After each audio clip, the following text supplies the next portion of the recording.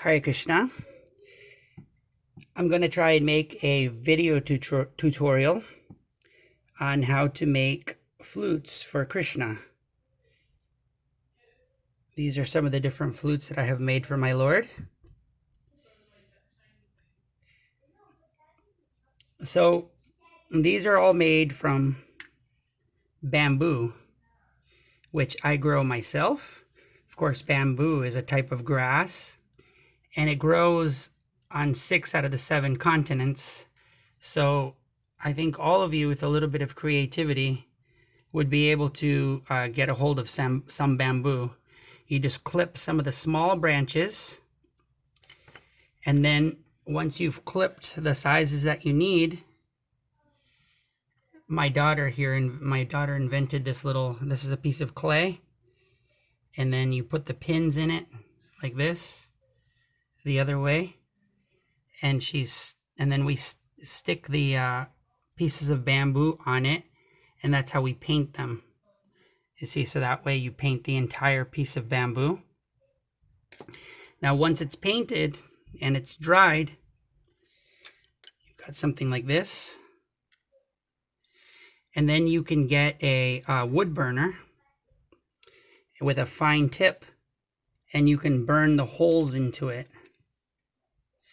You could do it that way, or you could do it by getting a pin that looks like this, just a regular pin, and heating the tip over a flame, like in the kitchen, until it's red hot.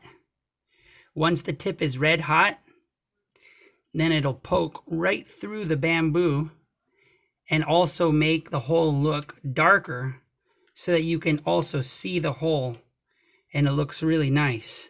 See, like this. I think I did these with a pin. After you do that, you also poke some extra holes to be able to do a bit of beading to attach different pieces.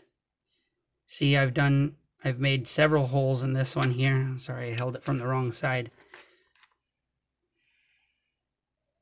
I don't know if you can see there some of the other holes that are in it. Let me see, it's very difficult to film this and point to, but there's a hole here, hole here, hole here. I also made sideways holes here, which are not necessary. And then you also make holes on the bottom that correspond with the holes on the top. That way you can pass your needle when you're attaching beads. You pass the needle all the way through. That one's a little bit more complicated. These are a little easier, actually, except for the end here. I'm not going to show you how to do that. That would be a little bit more difficult. It would require better quality video. This one, for instance, can easily be done. You just have to make sure that you have pieces. You just get creative about how to secure them. Tying knots and so on.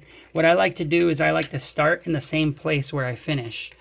Let's see if I can even see the knot. For example, there's one knot right, I don't know if you can see it. It's going to be difficult to show you, but there's a knot right there, right at the tip of my finger, that's where I started. I took a bead, one bead, I tied a knot, and then I passed the rest of the needle through. And once I went through, I started attaching all of the beads and all of the fancy pieces onto it. And then I came back and finished in the same spot. And I finished by tying a knot. So I left a little piece of string at the beginning where I tied that knot.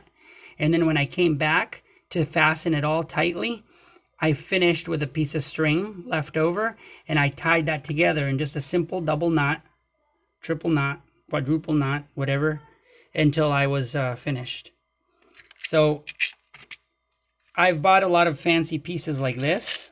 I got these ones in Vrindavan, but you can use all kinds of different types of pieces. This one, for instance, here was from a set of earrings that I bought for the deities at the temple. So you see, you can actually just be creative, and you can use any fancy rhinestone pieces in order to be able to attach them. You just have to be a little fancy about how you do it. See, like, I don't know if you can see the string going through these. You just kind of, yeah, weave through them and then attach them to the holes that you made. I hope you found this tutorial helpful. Please let me know if you need help. If any of you want to try, please just ask questions. I would be more than happy to help if I can. Hare Krishna.